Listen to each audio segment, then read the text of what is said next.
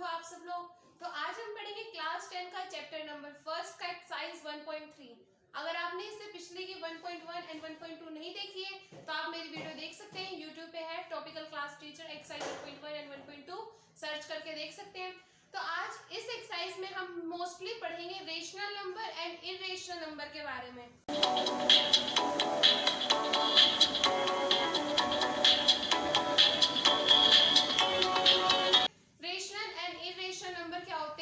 Rational number होते हैं जो p बाई क्यू की फॉर्म में लिखा जाए, ठीक है, और इरेशनल नंबर होते हैं मोस्टली जो रूट में होते हैं। प्रूविंग से पहले एक थ्योरम हम पढ़ लेंगे, मोस्ट इंपोर्टेंट है। देखो थ्योरम नंबर 1.3। ये थ्योरम क्या कहती है, मान लो कोई भी हमारे पास एक p नंबर है, वो एक प्राइम नंबर है। Let p be a prime number, ठीक है। और क्या बोल रहे हैं, if p is divisible by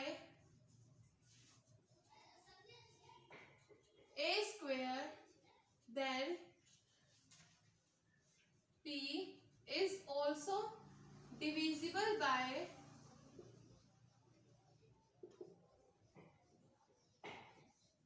a। तो अब क्या कह रहे हैं, मान लो अगर हमारे पास कोई एक p है, प्राइम नंबर है, अगर वो p a स्क्वायर से डिवाइड होता है दैट मीन्स वो a से भी डिवाइड होगा। बस एक ये थ्योरम मोस्ट इंपोर्टेंट है हमारी इस पूरी एक्सरसाइज में। ओके बच्चों, अब हम देखते हैं एक्सरसाइज 1.3 का फर्स्ट क्वेश्चन। फर्स्ट क्वेश्चन में क्या कह रहा है, prove that √5 is a rational irrational number.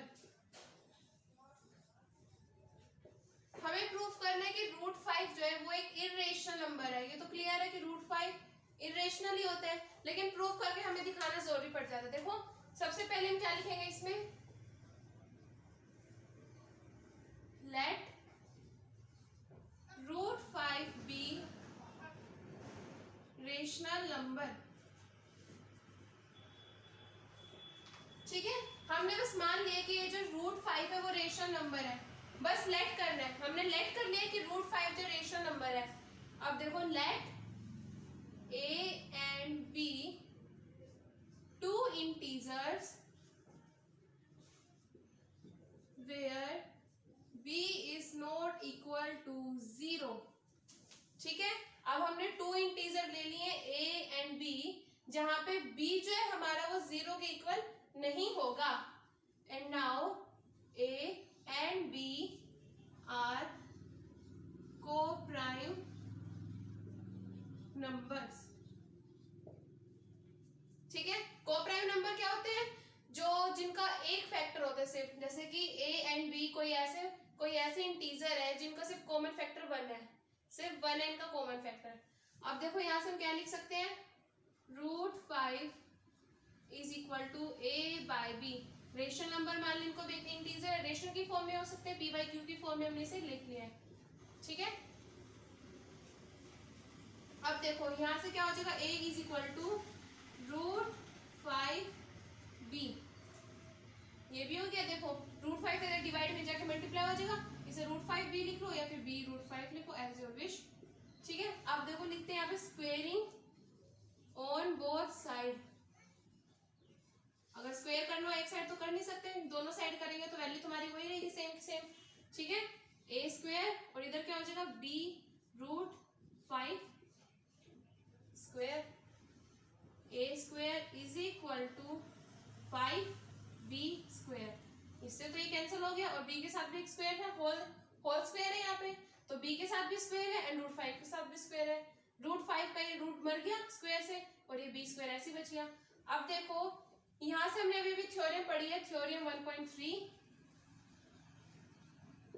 अब यही पढ़ी थी, जिससे हमें क्या पता चलता है, अगर कोई सा भी नंबर किसी नंबर के स्क्वायर से डिवाइड हो सकता है दैट मीन वो उस नंबर से भी डिवाइड हो सकता है। So from here a square is devised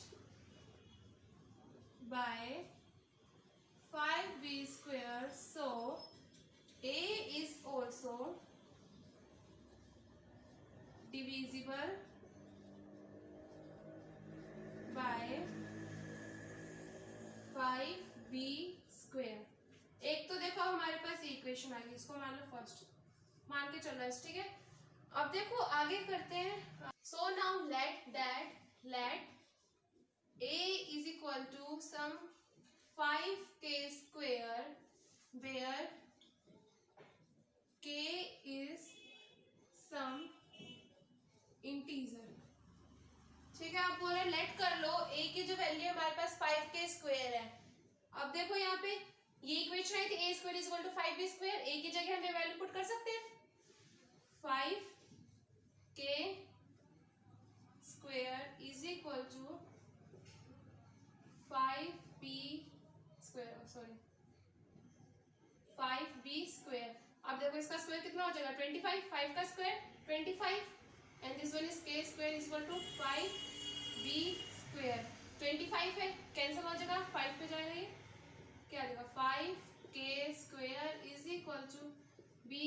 अब ये इक्वेशन ही आ गई, ठीक है। अब इधर से हम क्या कह सकते हैं, from here b² is divisible bye 5k²। अब देखो यहाँ पे b² जो है 5k² से डिविजिबल हो सकता है, नहीं हो सकता। देखो k² is equal to b² by 5, divisible है, यही तो हमने दिखाया, डिविजिबल है। इसका मतलब क्या हो जाएगा, देखो दैट मीन्स अगर ये इसके स्क्वायर से डिविजिबल है, दैट मीन ये सिर्फ b से भी डिविजिबल होगा अकॉर्डिंग टू थ्योरम 1.3, ठीक है। So this is also divisible bye b, ठीक है। अब देखो हमने क्या लेट किया था कि ये कोई 2 कोप्राइम है, a and b are 2 coprime, यही हमने लेट किया था स्टार्टिंग में, यही हमने लेट किया था। लेकिन अब देखो यहाँ पे हमारे पास क्या था, a जो है a भी 5 से डिवाइड हो सकता है, a 5 से डिवाइड हो सकता है, और यहाँ पे b वो भी 5 से डिवाइड हो सकता है। दैट मीन्स a और b इन दोनों के जो फैक्टर है वो 5, 1 और 5। दैट मीन का कॉमन फैक्टर क्या हो गया 1 एंड 5, तो ये कोप्राइम तो रहे नहीं। अब कोप्राइम थोड़ी ना रहेंगे, कोप्राइम तो वो होते हैं जिनका सिर्फ एक फैक्टर होता है, इनके तो 2 हो गए, एक तो 5 हो गया और एक 1 हो गया, 1 तो हर एक का होता है। अब ये कोप्राइम रहे नहीं, तो इससे हम क्या कह सकते हैं आगे देखो। So from here a and b are not coprime number, so √5 should not be written in the form of p by q. So √5 is an irrational number. देखो अब जब यहाँ पे हमारे पास a एंड b कोप्राइम है ही नहीं है, इसकी 5/5, अगर a बाई b हमने लिखा तो 5/5 ये भी इनके फैक्टर है, कैंसिल होके 1 आ जाएगा, ठीक है। दैट मीन्स √5 अगर हम लिखते हैं तो √5 को हम तो लिख ही नहीं पाएंगे p बाई q की फॉर्म में। कोप्राइम था तभी हमने लेट किया था कि √5 जो है एक रैशनल नंबर है, ये हमने लेट किया था ना कि √5 is an rational number, let कर लिया था because a and b are coprime. अब जब a और b कोप्राइम रहे ही नहीं है तो फिर √5 को हम p बाई q की फॉर्म में नहीं लिख सकते हैं। जब p बाई q की फॉर्म में ही नहीं लिख सकते हैं तो रेशनल रहा ही नहीं, वो इरेशनल हो गया, बस हो गया प्रूफ, हेंस प्रूफ। ये जैसे मैंने इधर लिखा है ना, आपको ऐसे लिखना है। मेन जब प्रूविंग की बात आती है आपको इसे ये जो राइट करते हो ना, इन्हीं के ज्यादा मार्क्स मिलते हैं, मार्क्स इन्हीं के होते हैं, ठीक है। अब अगला क्वेश्चन देखते हैं, देखो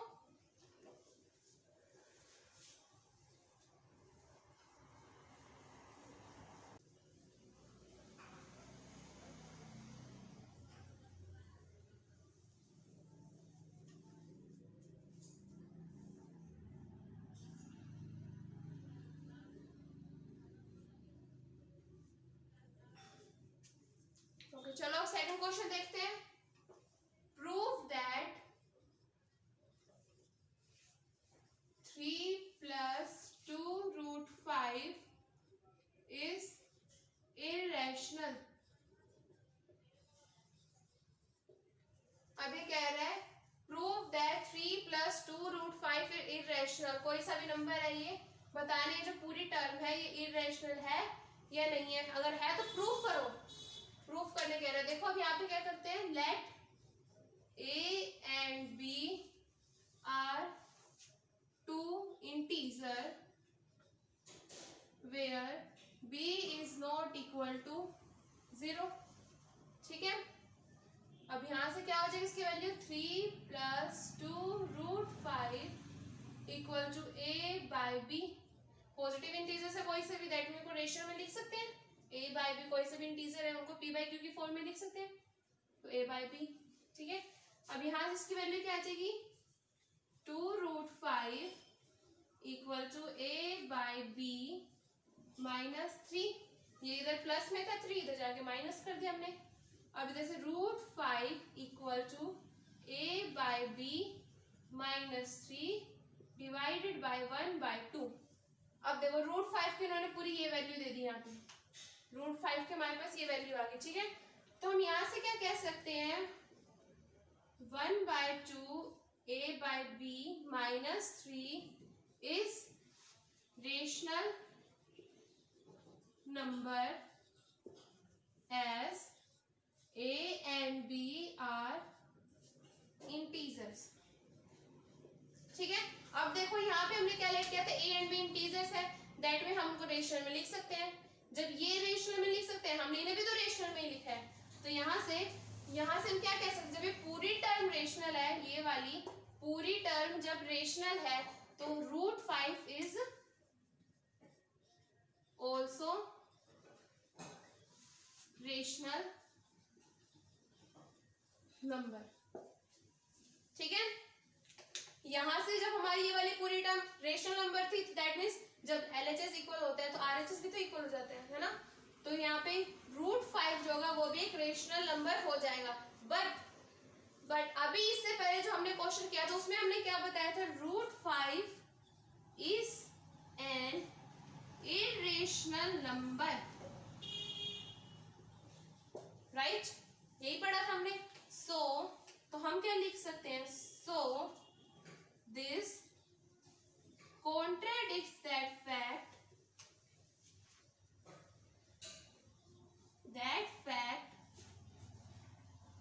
that √5 is irrational।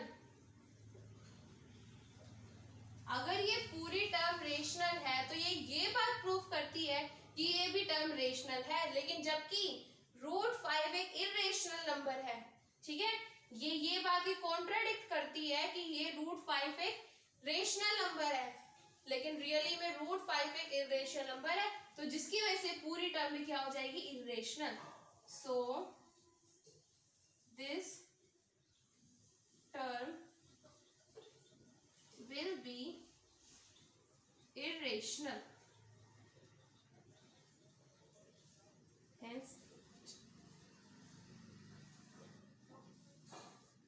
ठीक है, पहले तो हमने देखा कि √5 यहाँ पे पूरी टर्म जो थी रेशनल थी, दैट मीन्स √5 भी रेशनल हो गया, लेकिन हमने अभी क्वेश्चन में जस्ट पढ़ा है जो कि ट्रू है कि √5 जो एक इरेशनल नंबर है, अगर ये इरेशनल है दैट मीन्स ये पूरी टर्म भी इरेशनल होगी। बस प्रूव हो गया। समझ आ गया वाला क्वेश्चन अच्छे से? ओके फाइन, अब चलते हैं नेक्स्ट क्वेश्चन पे। सो बच्चों थर्ड क्वेश्चन में क्या कह रहा है, prove that following are irrational number। First दे रखे इन्होंने 1/√2, सेकंड दे रखा है 7√5 एंड थर्ड दे रखा है 6 + √2। ठीक है, अब ये देखो अभी हमने दो क्वेश्चन कर चुके हैं, ये वाला एक बार आप खुद ट्राई करके देखो, ये वाला तो बिल्कुल इजी है, एक बार ये वाला ट्राई करो, पॉज करो वीडियो एंड ट्राई करो क्विक। कर लिया ट्राई? कर लिया? चलो अब देखते हैं। अब देखो सबसे पहले एज्यूम करते हैं, let 1/√2 be a rational number. हमने एज्यूम कर लिया जो 1/√2 है वो एक रेशनल नंबर है, ठीक है।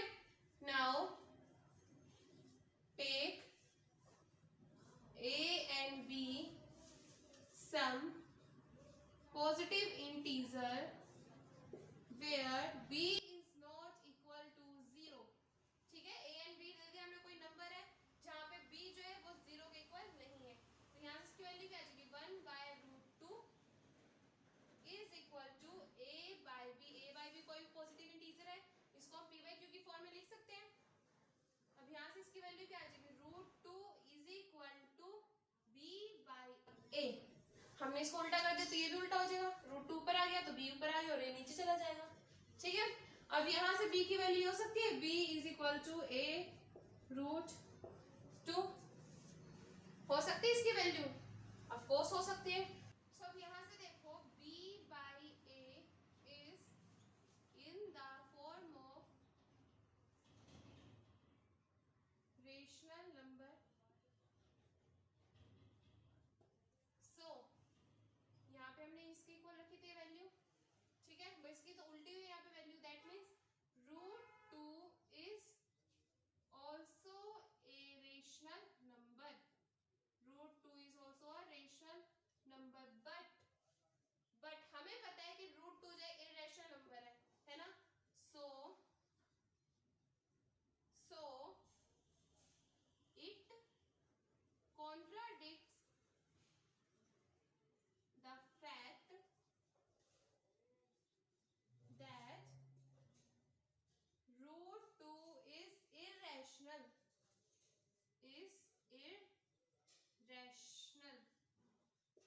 तो ये जो पूरा सिस्टम है किस वजह से हुआ है कि ये क्या कह रहे हैं, देखो √2 जो है एक रेशनल नंबर है कह रहा है, इसके अकॉर्डिंग √2 जो है वो एक रेशनल नंबर है, लेकिन हमें पता है कि √2 एक इरेशनल नंबर है, जो कि ये पूरा फैक्ट हमारे इस रियल वाले फैक्ट को कॉन्ट्रडिक्ट करता है, मतलब गलत साबित करता है, ठीक है।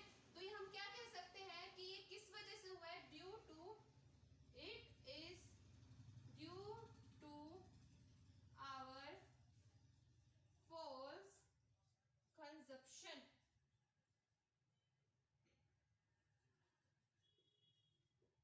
ये हमारे false कंजप्शन की वजह से हुआ है, क्यों, देखो हमने यहाँ पे क्या माना था कि लेट 1/2 अब बी अ रेशनल नंबर, हमने क्या माना था कि ये 1/2 जो है 1/√2 एक रेशनल नंबर है, बट रियल में क्या निकला, इरेशनल।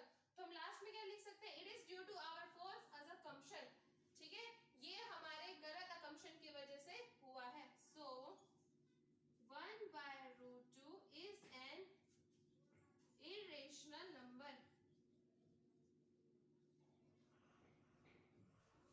hence proved। ठीक है बच्चों, समझ आ गया ये? चलो ठीक है, अब करते हैं सेकंड वाला 7√5। ये भी बिल्कुल इजी, बिल्कुल इस मेथड की तरह होएगा। अगर ये वाला ट्राई करके नहीं देखा तो ये वाला एक बार ट्राई करके देखो, जल्दी से चलो पॉज करो वीडियो, करो ये वाला क्विक। कर लिया क्वेश्चन? चलो अब शुरू करते हैं।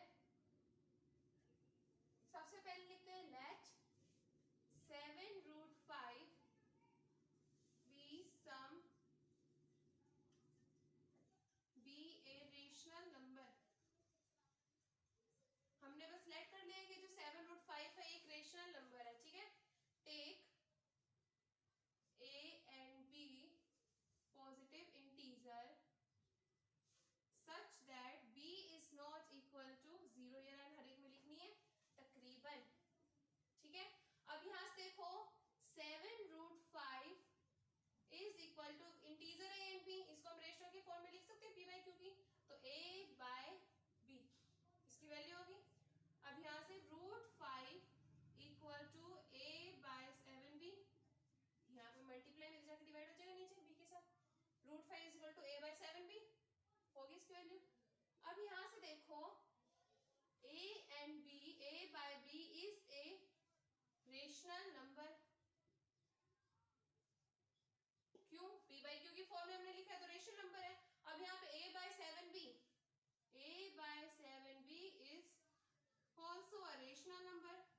क्यों? क्योंकि हमने इसे p बाई क्यू की फॉर्म में लिख दिया, दैट मीन ये भी रेशनल नंबर है। अब इस पूरी टर्म के अकॉर्डिंग ये देखो, इस पूरी टर्म की यहाँ पे a बाई बी जो है हमारे पास रेशनल नंबर है, यहाँ पे a बाई 7b जो है रेशनल नंबर है, दैट मीन्स ये जो √5 है ये भी रेशनल नंबर हो जाएगा। सो √5 should also रेशनल नंबर। तो यहां से √5 जो है वो भी एक रेशनल नंबर हो जाएगा, बट हमें पता है कि जो √5 है वो एक इर्रेशनल नंबर है। अभी हमने 2 क्वेश्चन में प्रूफ कर चुके कि जो √5 इर्रेशनल नंबर है, that is true. So this term is contradict that fact, this contradict the fact that √5 is irrational।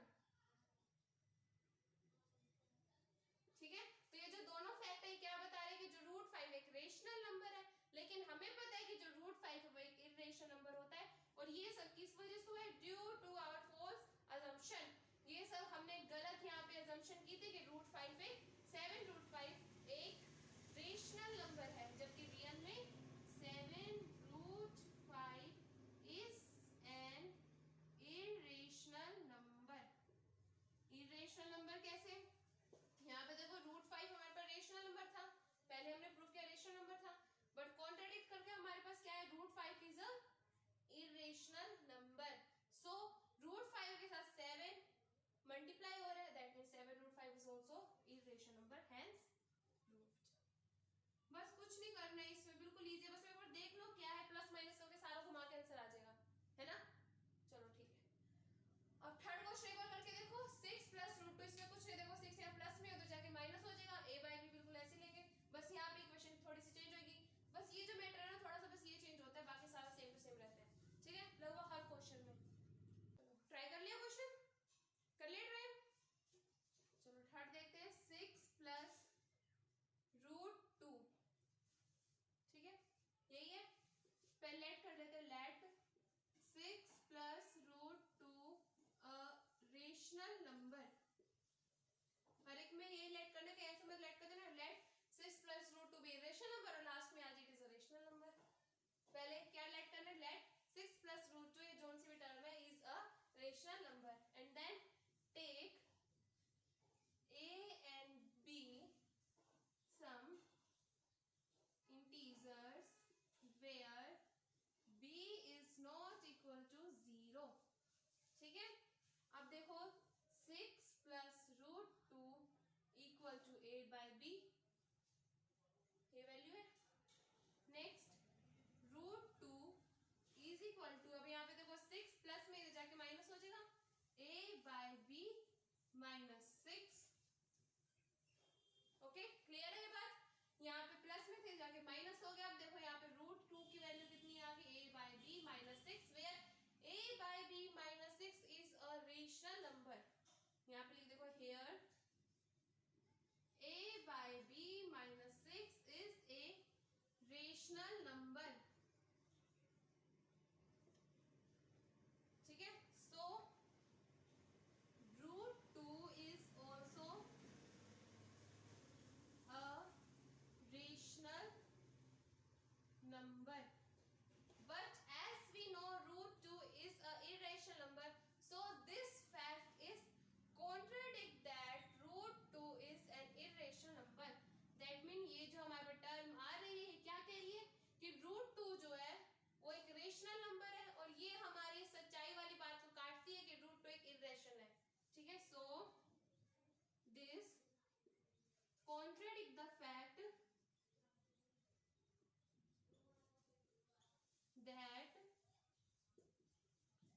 √2 is irrational। Okay, that means पहले तो हमने कहा था ये रेशनल है, इसका मतलब ये भी रेशनल है, लेकिन अब हमें पता है कि इर्रेशनल है, दैट मीन्स ये पूरी टर्म भी इर्रेशनल है। सो फ्रॉम हियर 6 प्लस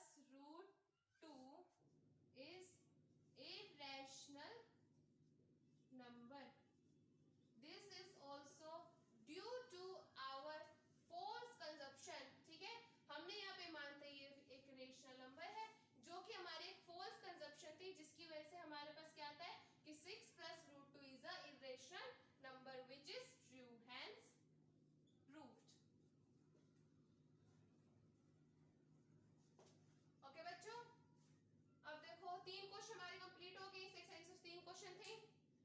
कुछ नहीं, सब बिल्कुल इजी। पहले देखो क्या करना है, जो भी टर्म दे रखी है उसको मान लो वो एक रेशनल नंबर है, ठीक है, कोई सी भी टर्म मान लो रेशनल नंबर है।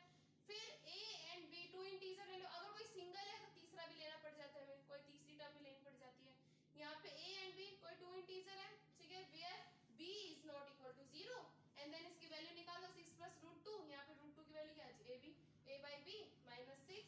अब यहाँ पे हम देखते हैं a बाई b माइनस 6 का एक रेशनल नंबर है, दैट मीन्स यहाँ पे रूट 2 भी हमारा रेशनल नंबर है। बट हमें पता है कि रूट 2 जो इरेशनल नंबर है, तो फिर हमारी जो ये वाली टर्म है पूरी है इस बात का कॉन्ट्रडिक्शन करती है, इस बात को गलत साबित करती है कि रूट 2 एक इरेशनल नंबर है। तो इस पूरी बात से क्या क्लियर हो जाएगा कि रूट 2 एक इरेशनल नंबर है, दैट मीन्स ये पूरी टर्म इरेशनल नंबर है। और ये पूरी टर्म मिलके क्या बना रही थी, ये टर्म तो थी, इसको हम उधर ले गए, ये टर्म बनी थी, that means 6 plus root 2 is irrational number, hence proved. ठीक है बच्चों, अब देखो ये क्वेश्चन कुछ नहीं था, खुद ट्राई करके देखना। 1.3 पेपर में आते 5 मार्क्स से क्वेश्चन आता है, हर साल कुछ ना कुछ इससे आते ही है, 5 मार्क्स का इससे पक्का क्वेश्चन आएगा, इसको एक बार अच्छे से ट्राई कर लेना। तो गाइस, अगर आपको ये वीडियो पसंद आई हो तो प्लीज वीडियो को लाइक एंड शेयर जरूर करना, और हाँ, अगर आप हमारे इस चैनल पे न्यू हो तो प्लीज चैनल को सब्सक्राइब जरूर कर देना।